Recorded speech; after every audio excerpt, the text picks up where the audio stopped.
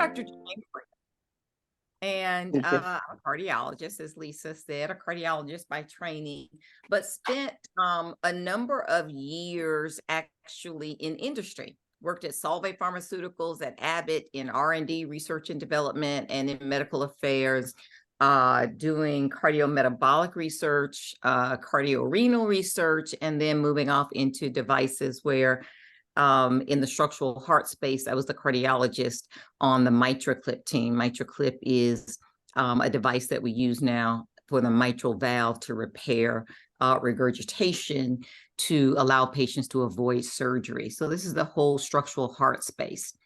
I came to Piedmont really to lead their cardiovascular research program, really grow that program, and then expand it to research across the system, innovation.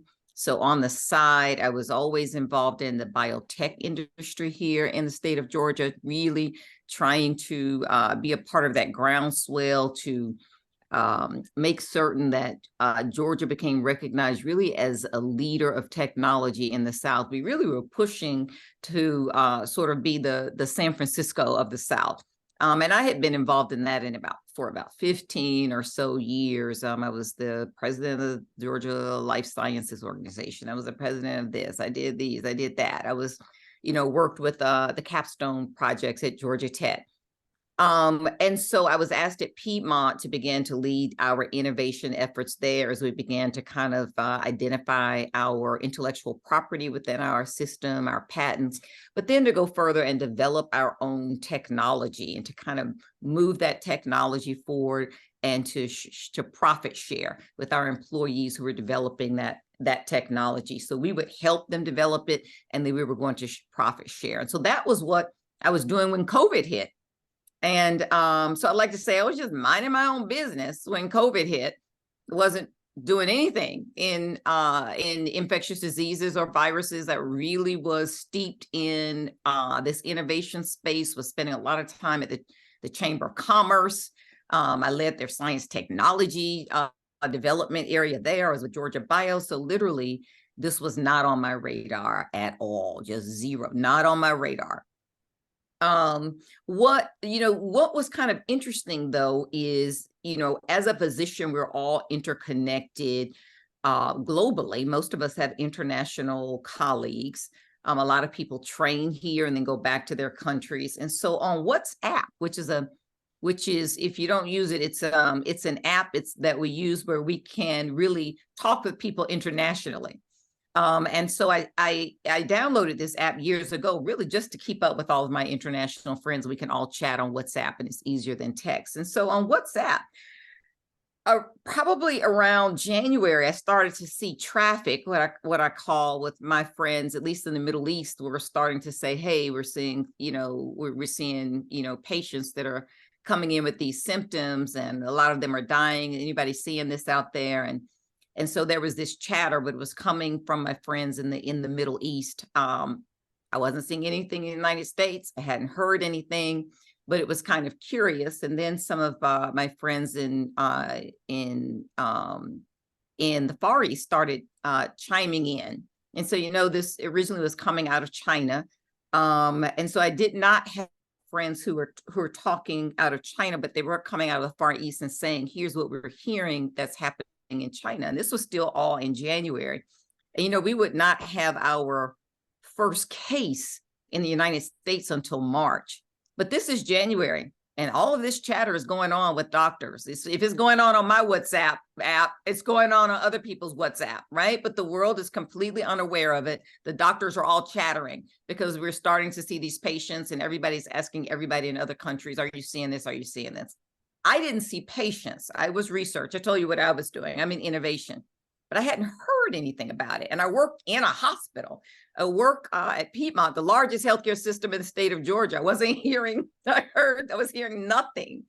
But again, I wasn't patient facing. So I would ask my colleagues, hey, I'm kind of hearing, and a lot of them are saying, we're hearing some things about this too, but nobody really knows what's going on. Nobody really knew what they were hearing. It was very vague. So fast forward, it's February, another month has gone by. I'm at the University of Georgia in an unofficial capacity. My son is there, and I was on the parent leadership committee and we were having our quarterly meeting, right? So it's the end of February, and I'm there. And the last day of the meeting, we bring our students, with us. So my son was there on the last day of the meeting, and we are taking a break. And my son has asthma. And so during the break, I was sitting and just talking with him and saying, basically telling him all the things that I was hearing and saying, I need you to make certain. I knew it by that point, there was something respiratory. The patients that my friends were seeing were dying with respiratory illnesses. And so I was saying to him, I want you to make certain that you take your asthma medications, that you take your inhalers. This is not the time to skip. In college, they're guys, they're, not going to do anything they're supposed to do. So I was taking the time to sit down and really have this conversation. I started to also talk with him about immune boosting vitamins. Here are the things that I want you to take when we leave. I'm going to take you to the store, and I want to make certain that you have things that boost your immune system. I need for you to have a healthy diet. I don't know what's going on, but something is happening. And I don't know if it's coming to the United States, but I don't see how we're going to be exempt from it. And so while I'm sitting there talking with him, a woman walks over to me and she says, "Are you a doctor?" And I said, "Yes." Yeah. She said, she was an Indian woman. She was from India. And she said, "I am too." And I was just having that same conversation with my son across the room. And I heard another voice saying exactly what I was saying. And I looked up and it was you. And I came over and she started to tell me all the things she was hearing in India. So that point, I really started to be concerned because we were hearing nothing in the United States. This is all now just doctors talking to each other. Just, I ran into a doctor from India at the University of Georgia at a parents' conference. And here we are talking about all the same thing. It was bizarre. So, the lesson in that is secrets were being kept. And it was not being moved forward somewhere in the world, certainly out of China. We were not hearing that information, but patients were also beyond the walls of China by the time that we heard it, even though we kept talking about, oh, Wuhan, Wuhan, Wuhan, that we were well behind the 8 ball at that point, and doctors knew it, not just me. When I say, if I knew it and I'm on WhatsApp and I'm not even seeing patients, I know people knew what was happening, but we didn't know why, and we didn't know what it was. So that's my personal story on it. When I left there, I left University of Georgia, not really sure what was going on, had given my son all of these warnings, all of this advice. And then, of course, within 2 weeks, the United States would go on lockdown, and they would finally announce it. That was very late. Doctors knew something was going on for at least 2 months before that. We started to hear about patients dying from these respiratory illnesses mysteriously, and no one quite knew what was going on. So when we look at COVID, SARS-CoV-2, the severe acute respiratory syndrome, coronavirus 2, when we look at that, COVID-19 named for the year that it came into existence, which was 2019, even though 2020 was the first time we learned of it. It came into existence in 2019. This, as you know, is what the world was battling for the last 3 years, with thousands of mutations and variants by this, hundreds and thousands of mutations, thousands of variants. And here we are today, supposedly on the other side of this, but, are we? I looked at the numbers as I prepared for the talk today in our hospital systems, and numbers have slowly, as far as COVID, has been increasing for the last 2 weeks, supposedly from our Thanksgiving socialization, but we're seeing these numbers go up. Now, not anywhere near where we've seen previous spikes, but the fact of the matter is we've never seen these numbers go down to zero. We've never even seen them go into single digits. They've always been in double digits. I've never seen, at least our hospital, have anything less than 30 or 40 patients at all times within the system. And this is with this current mild variant. And so people talk about things being mild, and yes, some of the symptoms can be mild, but that's really for the healthy patient, the healthy person. Most people are not 100% healthy. We have comorbid conditions that we are managing. And so, people do get sick and die from this. When we look at, what they've called the triple demic. So the flu, respiratory syncytial virus, and COVID all, having a confluence at the same time. We so far have not seen that. And the reason is last year we avoided it because even though we had a fairly significant RSV season and flu season, our COVID season was not extremely severe. And lucky for us, and I want to talk about luck for a minute because we've depended a lot on luck, but luckily for us, they did not converge all at the same time. They all had peaks at different times. So we avoided that triple demic. The triple demic means that they all surged simultaneously. And so what happened was, that's not what happened. RSV peaked, and then as it receded, flu started to peak. And then as it receded, COVID started to peak. And so we had these three peaks, but they never all came together to give us this whole avalanche, really, of illness and death. We're seeing that again this year, where there does not appear to be a confluence of all of them at the same time. RSV moving into a flu season, which seems to be pretty much on track as our flu season last year. We had a fairly aggressive flu season last year, really because we were doing a catch up from the previous 2 years where we had all been masked and we had not been exposed to a lot of the respiratory viruses, and now things were circulating again. We were having a big catch up, and children were certainly having a catch up with RSV. This year, we're not necessarily doing the catch up. We see all of these viruses really tearing through China as they were late. They came out of lockdown later than the rest of the world, and they are now having their catch up season that we had last year. Now, does that mean that we're out of the woods? It does not mean at all that we're out of the woods. In fact, when the Kaiser Family Foundation did a survey recently of parents, these are of parents, and their likelihood of getting their children vaccinated, there were 70% that said they were very likely to get their children vaccinated against RSV. And then about 60% said that they would likely get their children vaccinated for the flu. And about 40% said that they would very likely get their children vaccinated for COVID.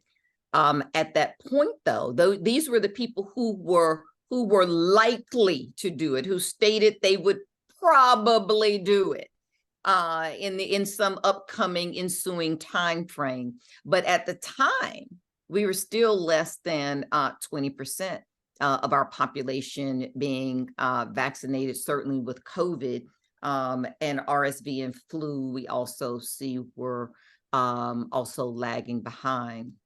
When we looked at the Kaiser Family Foundation survey further, another question they asked was, with which of these viruses do you have the most concern? Most of the parents, number one, were concerned with RSV. That was the number one vaccine of parents who were planning to immunize their children they were planning to get. The second one was the flu. And then the laggard really was COVID. Not as concerned about COVID, but make no mistake, even though people are not as concerned about it, and there's been a lot to have been said about it causing mild symptoms, and you can stay at home and you're not that sick, COVID, of the three, still is responsible for the most hospitalizations and the most deaths. Regardless of what your level of concern is, regardless of what your perspective is, it causes the most hospitalizations and it causes the most death. And even though the symptoms, unfortunately, have given this misnomer of being mild, meaning people interpret, they have given it the mild connotation because many people don't have to be hospitalized. Make no mistake, just because you're not in the hospital doesn't mean you're not sick.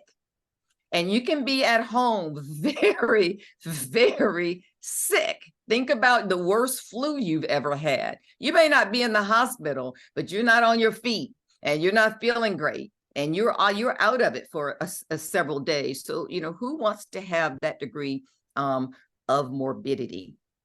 And then the other thing that we know with these viruses that I want to just talk about for a minute is with the advent of long COVID and what that means for patients and people who've had multiple infections. And we see that the higher the number of times that you've been infected, the higher your risk of long COVID, and the more severely you've suffered from COVID, it also increases your risk of long COVID as well. We also have data that vaccinations, number one, tend to decrease your risk of long COVID because it decreases your risk of contracting COVID. And then if you are to contract COVID, your symptoms are milder. And just as I just said, the more severe your symptoms are, that seems to be correlated with long COVID. So vaccines offer some protection there as well.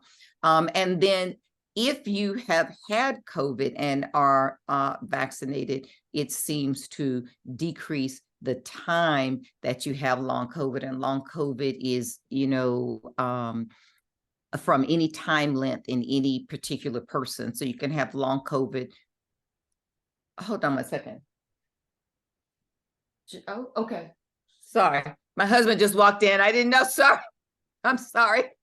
I was home by myself and suddenly somebody was walking through the house. Okay. So there you go. My husband just walked through the interview. So what you can have with long COVID is that the vaccinations themselves can decrease your risk of long COVID because it can decrease the time frame in which you are sick when you have COVID. We know that's related to long COVID, and it can also decrease the number of times that you have repeated infections. So you've seen a lot of people be very cavalier to say, well, I just have gotten infected several times because, what's the big deal? It's mild. So there's one of the big deals. I want to say that. The other big deal about it is every time you allow yourself to be infected with this virus, you allow the virus to continue to learn, and you allow the virus to continue the ability to develop more mutations and develop more variants, and we can never get rid of it, and round and round and round it go. It literally needs the human being. The Homo sapien is the key linchpin to its life cycle. Without us, it literally dies.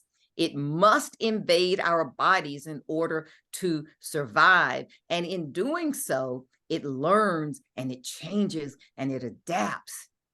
And then it moves on. And then we have another variant. We've been lucky. There's that word lucky again. I hate that word in science. We never want to depend on luck, but we've been lucky that we haven't had a variant in the last year that has really, really been serious and caused a lot of destruction and death. But we are pushing the envelope. We are daring this virus. We're sort of playing a game of chicken. Okay, let's see what you're going to do. And that could turn out, one or two ways. So as a scientist, we sit back and watch this and say, okay, what's happening is because it's not in the rearview mirror, people feel more comfortable about it. We're not masking everywhere that we go.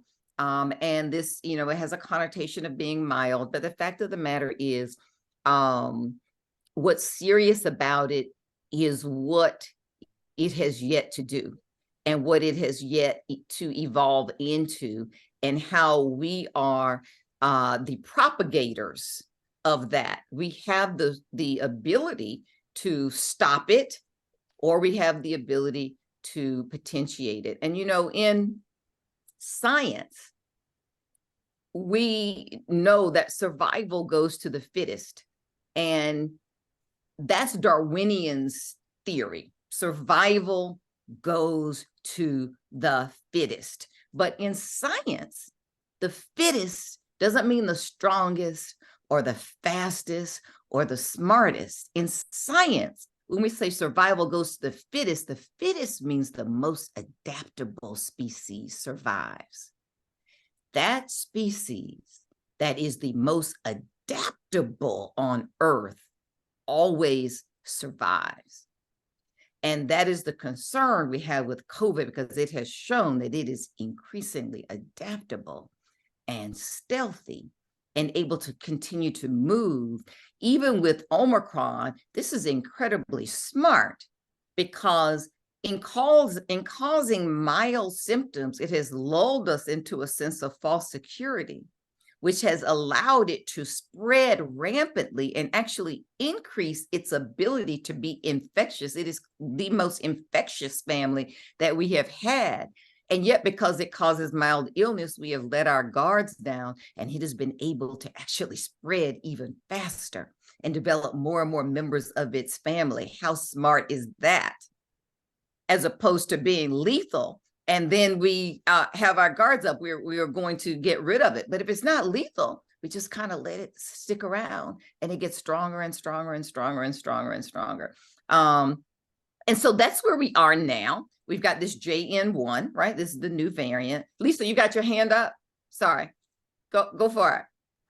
I just wanted to ask, because it is milder and we do have the vaccine, how are we to mask the same way? Do you mask? What is that? I mean, I've got this new booster. Is it the same? Should I have the Pfizer if I had Moderna? Blah, blah, blah, blah, blah. Those kind of things. Yeah. So you do not need to mask everywhere that you go, but you need to have situational awareness, right? So we now, unlike at the beginning of the pandemic, when we literally had nothing, and our bodies had never seen this virus, meaning we were naive to it. There had never been any exposure. Humans had never had this exposure before. We are not in that situation now. We are no longer immune naive. All of us have been exposed to these viruses, whether you had symptoms or not, including getting vaccinated, including getting infected. Even if you haven't been infected, you have certainly been exposed to it. Maybe you've had a combination of the vaccine and infection. So we are no longer a society that is immune naive. So even if your vaccines are not up to date, you have more immunity, and your body has more T-cell recognition of this virus now than it did in 2020. So let me just start there. However, like vaccinations, the point is to make certain that we bring you up to date and you're at the highest level of protection possible. And that's what these updated vaccines do. Now, should you take Pfizer? Should you take Moderna? We also have Novavax. So the Novavax is the one that is not the messenger RNA. This is the viral vector vaccine. So I'll talk about Pfizer and Moderna, depending on whether, really independent of whether you've had Pfizer or Moderna or some combination, you can get any of the vaccines that are available. They all are fairly equitable. You can mix and match. And there's also some data that shows if you mix and match, you may have slightly better antibody response than if you stick with the same one. A small amount of data, but there it is. So mixing and matching, nothing wrong with that. If you are in the camp of, I don't trust these vaccines, I don't trust the messenger RNA technology, it's too new, I don't know what's going on, you're experimenting on me or whatever it is, there is the Novavax vaccine, which is the old technology. It is not messenger RNA. So now we've removed that excuse. If you're up on the fence because of that excuse, you can come down, because now we have Novavax. And you can take the Novavax. It's just like the old viral vector vaccines. And you can take that vaccine and you can start from the beginning. If you've never been vaccinated, it would be a 2-dose series. So good questions. Those are the answers to those questions. Feel free to ask me questions. I don't know if I can see everybody on here. I can see Lisa I saw her hand go up. So if I can't see you, just unmute yourself and talk. I think I can only see 5 people at a time. I'll try to keep scrolling through. But if your hand has been up and I've ignored you, just go off mute and say something to me, because I'm not ignoring you. I just am not able to see everybody at the same time. I can only see 5 people down the side of my screen.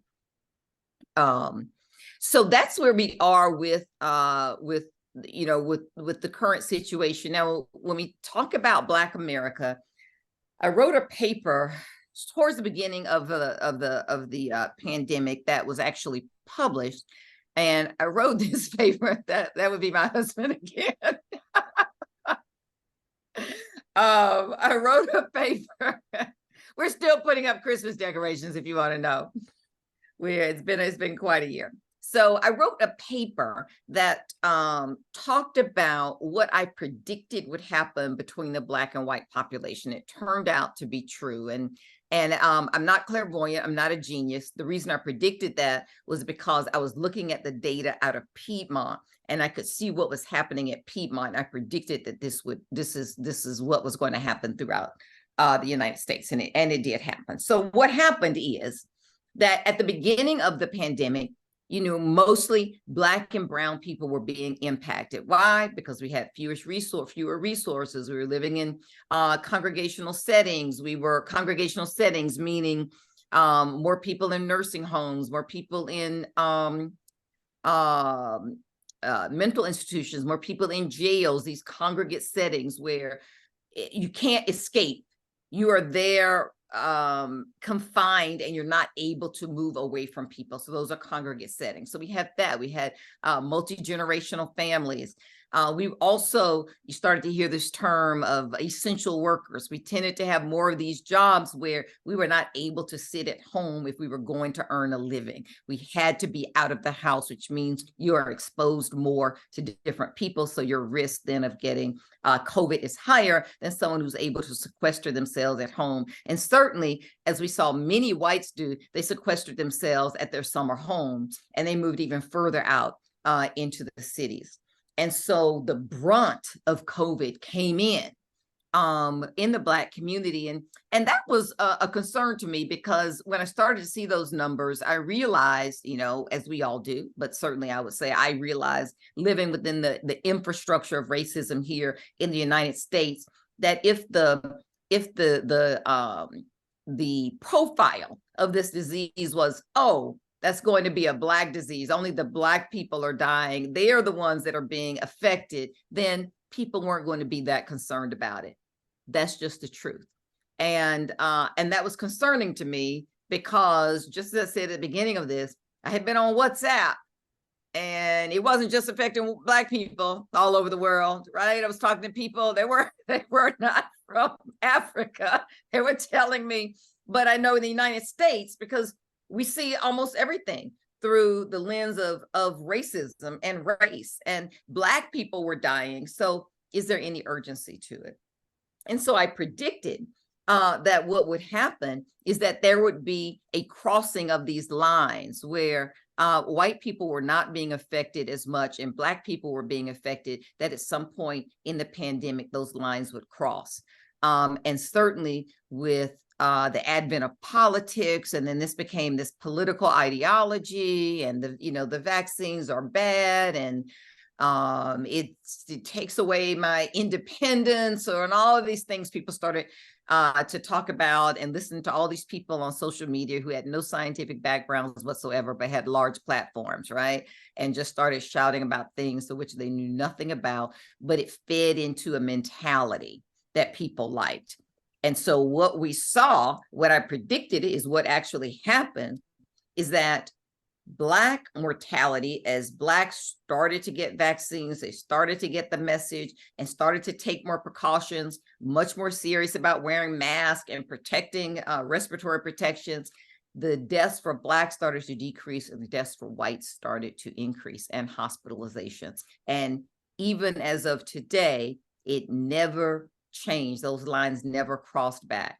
And not only did those lines stay that way, they started to skew more towards whites who were over the age of 65, and Kaiser Family Foundation, again, bless them. If you dig down deeper into the other subpopulation, many of them were also Republican. And so you have these very group of people who tended to have the higher death rates. Now, they don't advertise that most people who die from COVID are older white Republicans.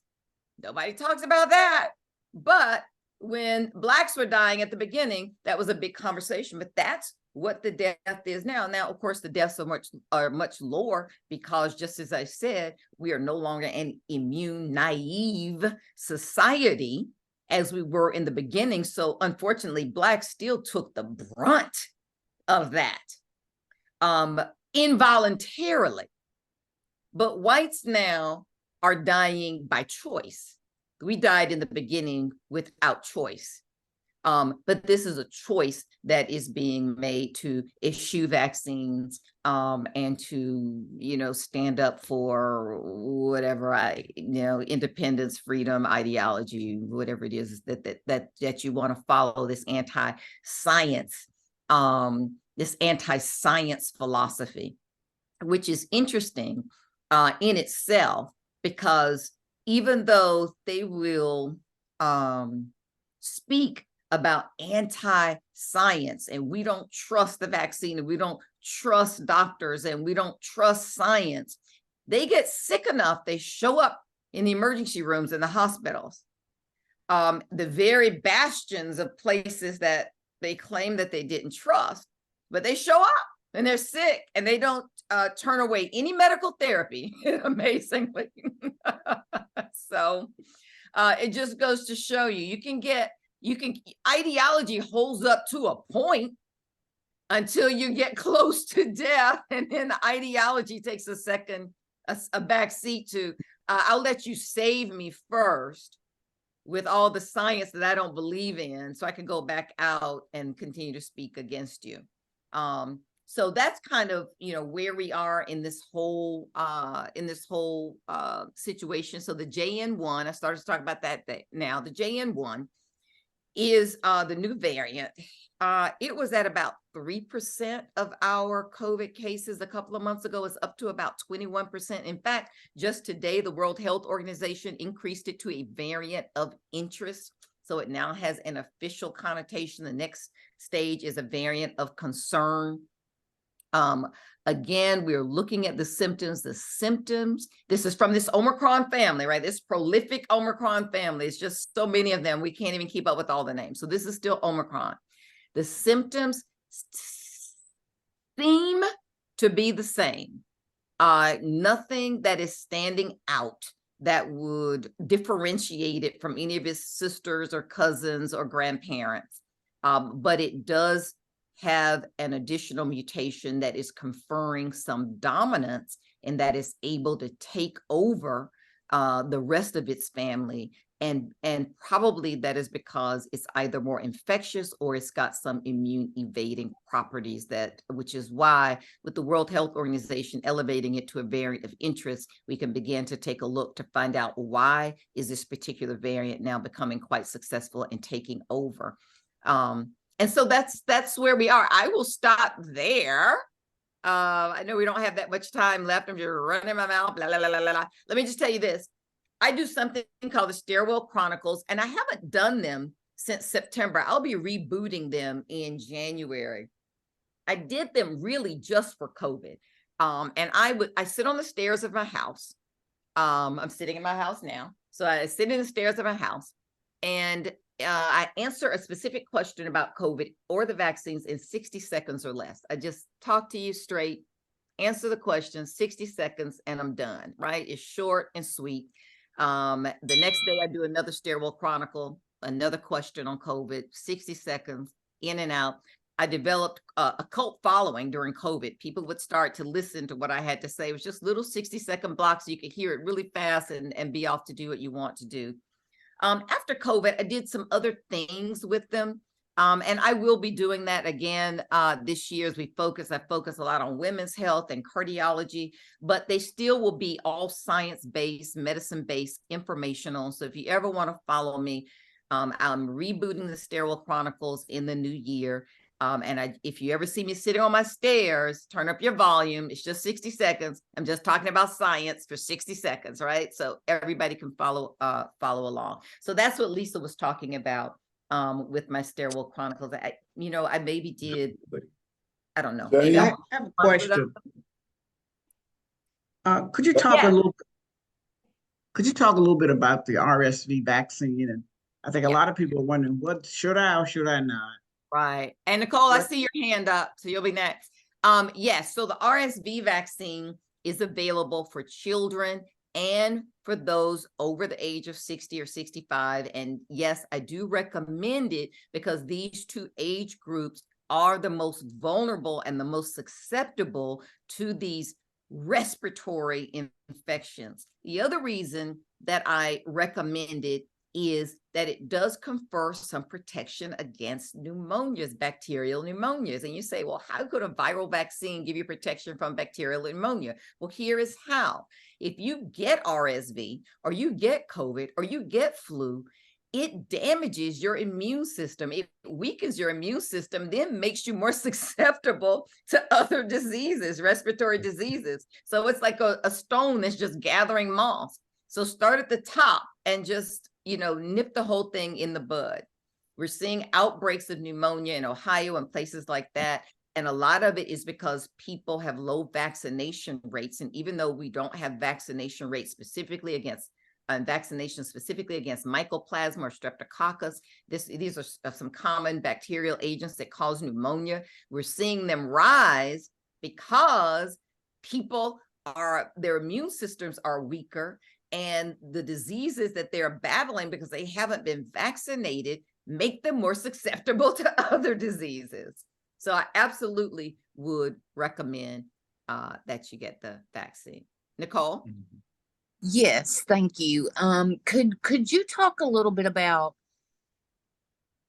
how effective masking actually is? I mean, a lot of the anti-science people just are completely against it. Right. And then especially if you already have respiratory illness, could it really affect a person negatively in any way? Let's talk about masks. So masks, we are all Homo sapien, human beings. So we survive by breathing in oxygen and breathing out carbon dioxide. Like all Homo sapiens breathe this way. This is why respiratory illnesses are such a threat to us, because we depend on air. We are land air mammals. So in covering the nose and mouth with the mask, we decrease the risk of viral particles entering our body. Now, is it 100%? No, but it's 99%. And certainly bigger particles can't get in. The other thing that we know with COVID and the flu is that the load of viral particles to which you are exposed will determine not only whether you become ill, but how ill you become. So the masks also are a barrier to decrease the load to which you are exposed. This is an extreme example. I'm just going to give you an example. This is extreme.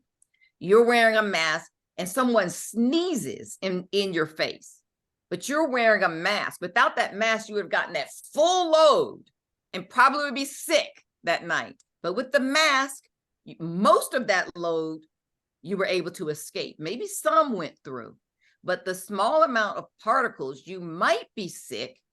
It may take a few more days for you to get sick because the viral particle load was lower. And also your immune system, because it's taking a few days, has more time to rev up and fight it.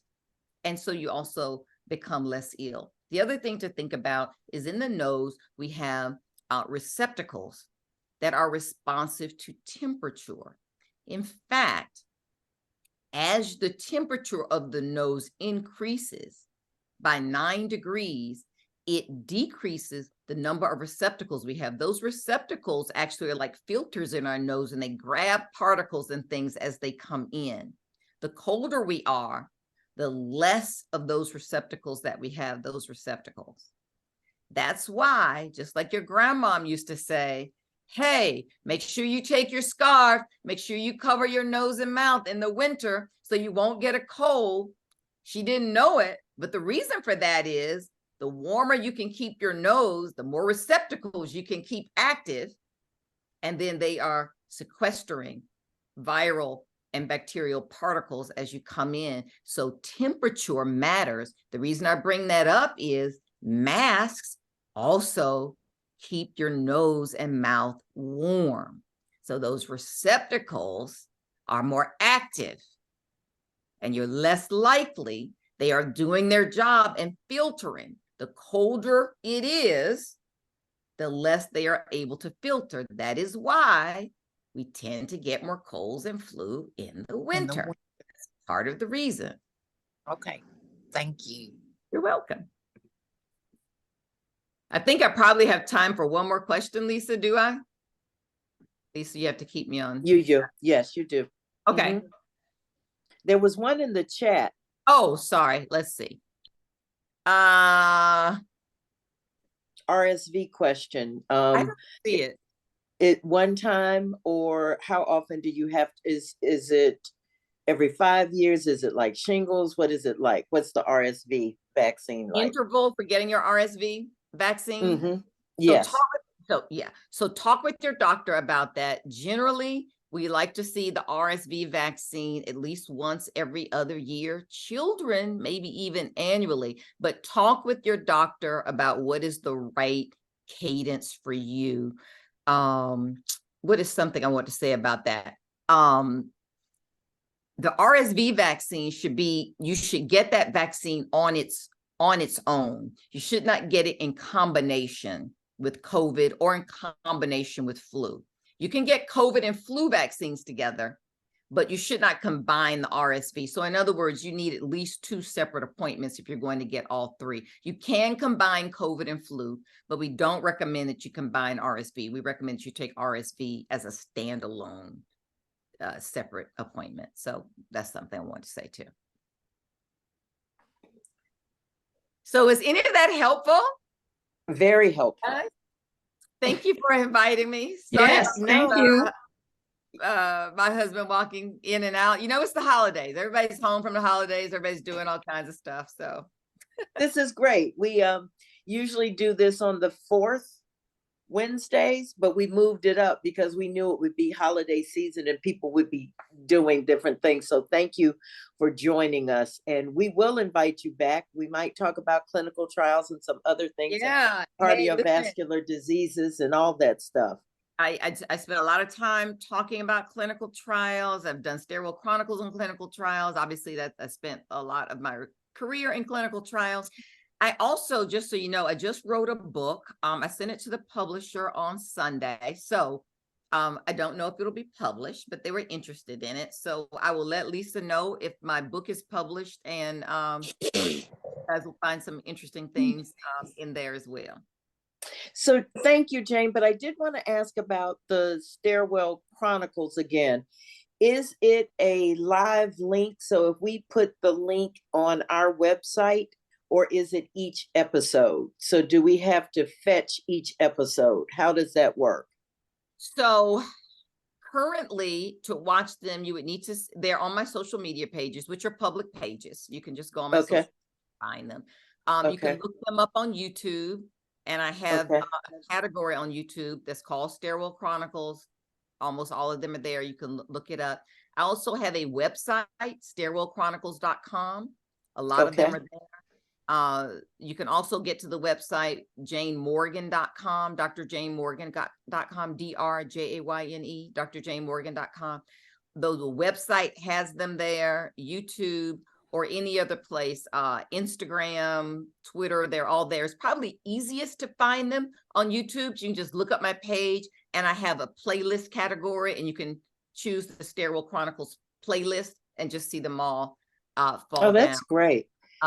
Other than that, I think the website is probably super easy because everything is there. There's a tab for Stairwell Chronicles, and just go on there. So Jeff's just put it in the chat. So group, what we'll probably do is add it somewhere to our website as a resource, so that we'll use it that way so people can find it and have it. Okay. Lovely. And I will then make sure I keep it updated then, since you guys are using it. Yeah, this was great. Any other questions? Going once? Going twice? Very important in the chat. Thank you very much. So thank you guys for having me tonight. I appreciate it. Happy Yeah. holidays. Thank Everybody. you. Yes, yes. Happy holidays. Please come Okay. back again. Invite me. Would love Okay. to. My Okay. honor. Yes, Thank you. this was Thank great. you. Oh, thank you, Okay. Jane. Bye. All right. Bye. Bye-bye.